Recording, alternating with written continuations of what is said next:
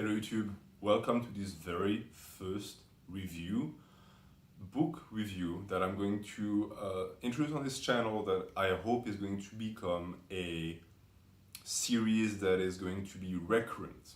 And we're going to start with one of my favorite books, which is the Book of Five Rings. The types of books I'm going to be reviewing are always going to be linked to either lifting or philosophy. And by philosophy, I mean that it has to be something that can be put in relation with bodybuilding or training as a whole. It doesn't necessarily have to do with making your body bigger and more muscular, but it has to do with the spirit of improving, be it mentally or physically. I'm not going to be reviewing technical books or exercise science books because I don't really have any use for these books. But the work I want to be able to put forth is not necessarily to tell you the content of the book, but how I read it and how I relate it to my passion, which is bodybuilding. I personally have degrees in literature, and I have a certain approach when it comes to books. I hope to make a lot of critiques and especially literature critiques on this channel. So this is the first entry. The Book of Five Rings was written by Miyamoto Musashi, which is the most famous samurai figure of all times, is known to be the strongest samurai that has ever existed. Now, whether you believe he existed or not, whether you believe that his accomplishments were just legends or not, I'm not going to worry about that in this video. This is not Mythbuster. I'm going to go from what we know of the character and what I learned from him reading his book. So, as far as who he was as a person, I'm not going to talk about that too much. You can do your own research if you want. There are a lot of things said about the man, some I believe, some I don't. But one thing I can say for sure is that Musashi wasn't the best writer. I say that knowing that I'm reading a translated version and that my Japanese is not good enough to read the book in its original language. That being said, I also have a degree in translation, and I know that depending on the translation you get your hands on, there might be slight differences, but the essence of the writing cannot be lost unless the translator is actively corrupting the source text, what we call the ST, which is not the case here. But this is not a bad thing, actually. It's going to be when you first read the book, because on the first read, you're going to be extremely confused by the contents of the books for many reasons. I'm going to explain those reasons. So basically the way this review is going to work is I'm just going to go through the book, starting in page 1, and I'm going to stop at certain segments that I think are relevant. I'm going to explain the spirit behind them, what I think they mean, and relate them to training, physical and mental training. So the Book of Five Rings is Musashi's method towards the art of war, towards the way of the warrior, in which he explains what he learned throughout his life. And at the very start of the book, he gives a brief introduction to his life, where he explains why he started fighting in the first place, how he became samurai, the defeats he managed to achieve, the people he beat and killed, the school he started, the lords he served, etc., etc. And as far as the book goes, he basically says that he has been fighting ever since he was 13, and he fought between the ages of 13 and 28 or 29 years old. So that is 15 years he spent fighting. I think this is already an important portion of the message that he's transmitting here, because he says that throughout those 15 years he kept progressing, his body kept progressing. So even if you don't take into consideration the fact that he was not through puberty at 13, even if you base the judgment on the fact that his puberty lasted maybe until he was 18, that's still 10 years of progress. It's relevant for me because the YouTube fitness community has somehow convinced itself that you are going to reach your limits in 5 years of training. I hear people say 3 years sometimes. I don't believe in that, not even a second. And Musashi didn't believe in that either. But in the book, he says that at that time, he was at the peak of his physical strength. That's when he was 30. And if you research the feats of strength that Musashi was able to accomplish, he was said to be able to crush bamboo with his bare hands. He was said to be able to throw a man by grabbing them by the limb. So basically, grab someone by the foot and just throw them. He was able to break the hilt of a sword with his grip. All of these things, of course, are legendary feats. We have no way to know if it was true or not. The reason why I tell them is because those feats, most of them were performed when he was 30. He never says whether he declined in ability or not. He does say, although, that before he was 30, he never really thought about any of it. Meaning that he was already a god of war, but had never really thought about strategy. By his own words, the previous victories were not due to my having mastered strategy. Perhaps it was natural ability. He never confirms it or not, but anyone who has done sports at a high level have met people like this. People with insane potential who know nothing about the sport. They don't watch tapes. When everyone's watching tapes with the teams, they're doing something else. They don't really train that hard, and they're just better than anyone else. This is God-given talent. And this is what Musashi had. He was a very gifted warrior. He didn't have strategies by his own words. He just struck the enemy down. He never really thought about it. It doesn't mean he didn't have technique. Technique is not strategy. There's a distinction. And the same exists for lifting. You can have very good technique. You can have insane squat form. Doesn't mean that your strategy surrounding your squat training is proper. And this is what he realized at 30. And this is when he decided to study. So when you study, you go beyond just the physical aspect of the task and you start reflecting on the task itself. He says, since then, I have lived without following any particular way. This might sound counterintuitive. You might think, well, he studied so many years, and in the book he said that he achieved mastery of his own mind when he was 50, so 20 years of studying. All of that to not follow anything. I understand where people are coming from, because nowadays, the more you study, the more biased you become towards what you study. This is just the nature of the beast. But in my opinion, because I agree with Musashi on that, it shouldn't be.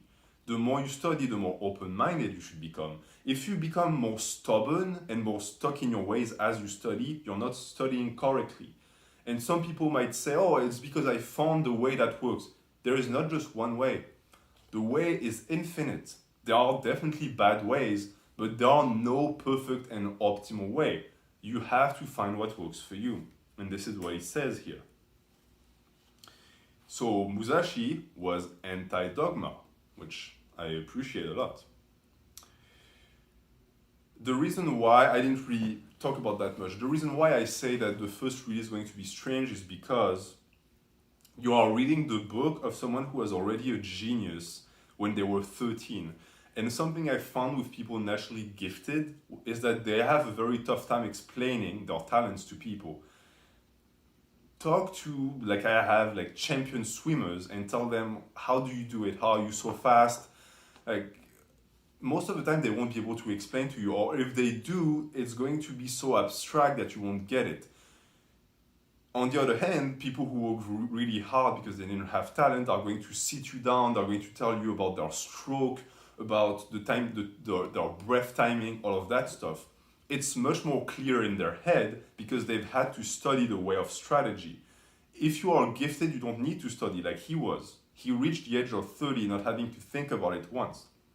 But eventually he sat down and started studying, and he put his words in the book.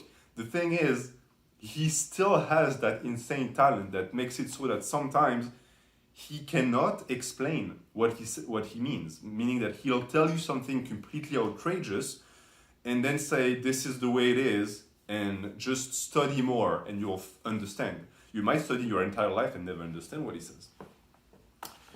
So, let's start with the ground book. There are 5 books in the 5 rings, and this is the first one. And Musashi tells us, there is no warrior in the world today who really understands the way of strategy. I think that this still applies to this day, even 1,000 years later. And I say 1,000 years, it's not 1,000 years, it's 600 years. He lived 600 years ago, roughly. What does it mean? It means that no one knows it all. Anyone who tells you they know everything about lifting, about bodybuilding, about powerlifting, about Olympic weightlifting is a liar. Or they lie to themselves. No one knows it all. And Musashi includes himself. He doesn't know everything.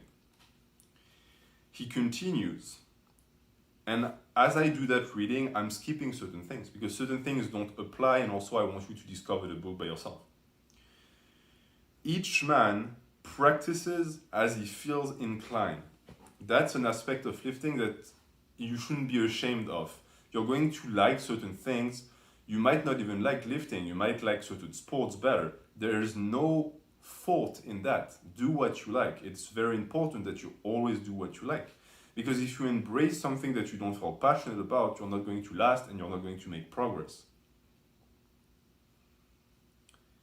Even if a man has no natural ability, he can be a warrior by sticking assiduously to both divisions of the way.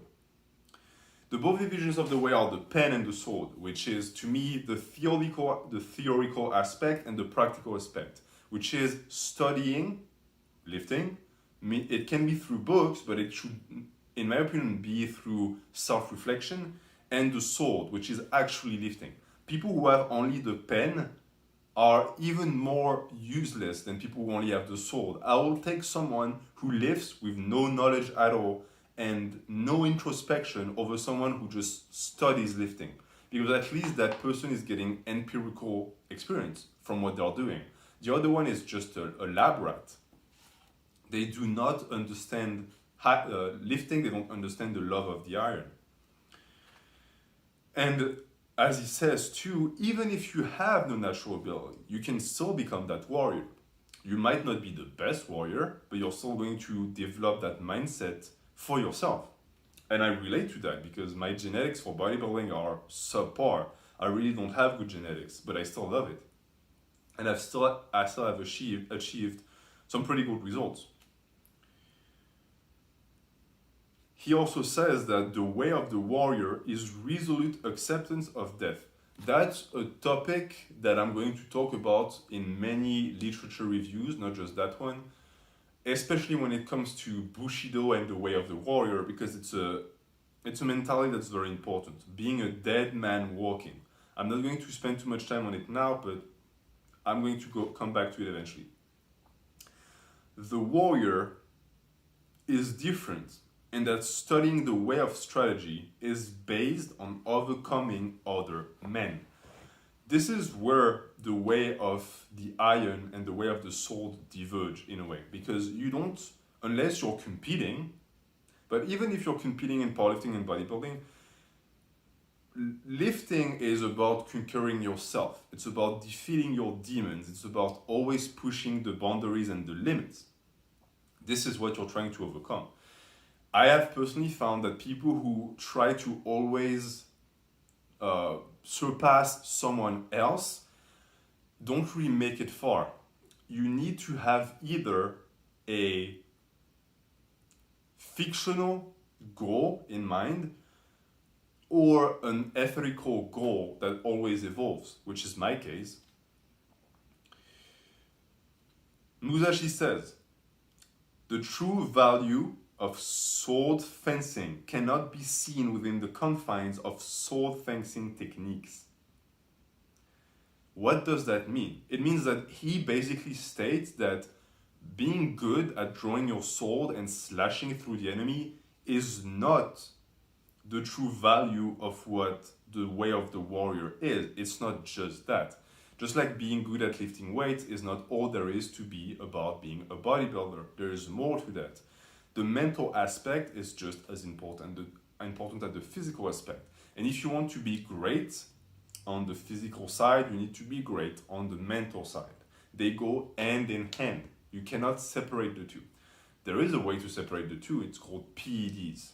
But we're not going down that path because on this channel, at least, we promote natural lifting.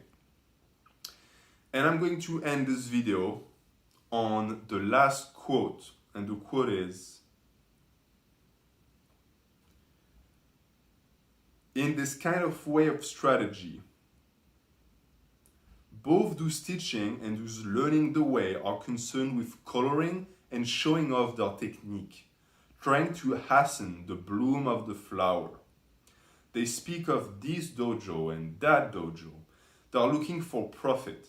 Someone once said, immature strategy is the cause of grief. That was a true saying. I personally relate that quote to what YouTube fitness and fitness in general has become. It has become a place where people try to sell you things. It is not about sharing knowledge anymore, or at least the big channels are not about that anymore. There is always something eventually that comes up that is going to be sold to you.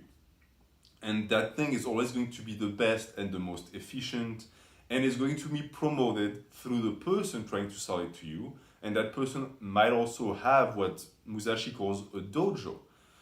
Dojo can be many things. A dojo can be a specific method, it can be a specific mentality, it can be any type of belief system that you're going to become a part of because you follow the master, the sensei of the dojo, who then uses their influence on you to get your money.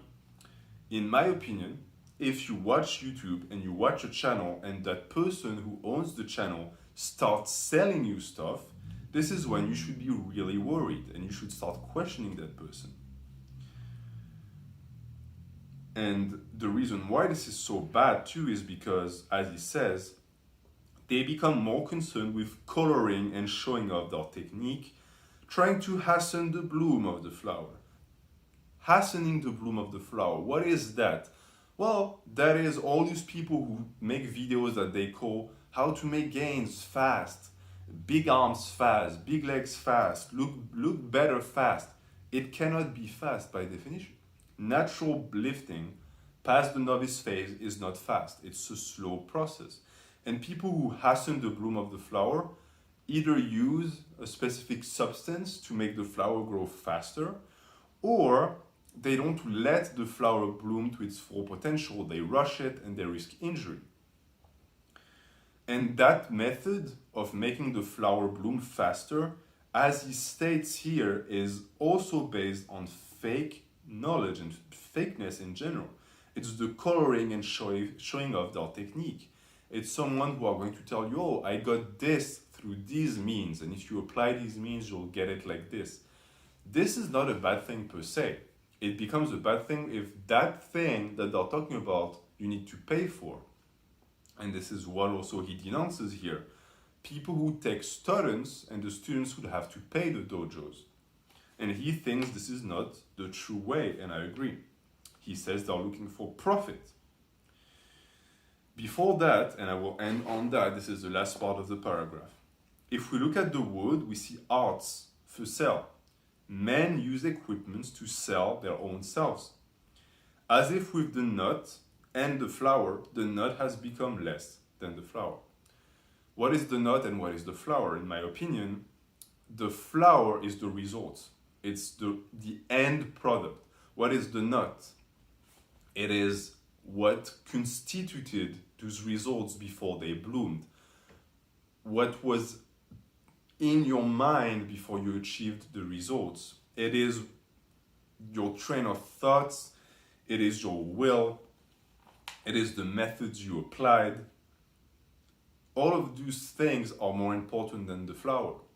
In my opinion, the knowledge I gained on arm training is more important than the size of my arms, because it is something that I can share with people. And I think that's also, if we were to dive even deeper, that's the difference between the nut and the flower. What is a flower good for? It is pretty, smells good, and there's always the chance that because it is pretty, it is going to attract an insect that is going to bottonize it and then spread its pollen around and create other flowers. Such as a good physique. A good physique is pretty, and a good physique is going to attract attention.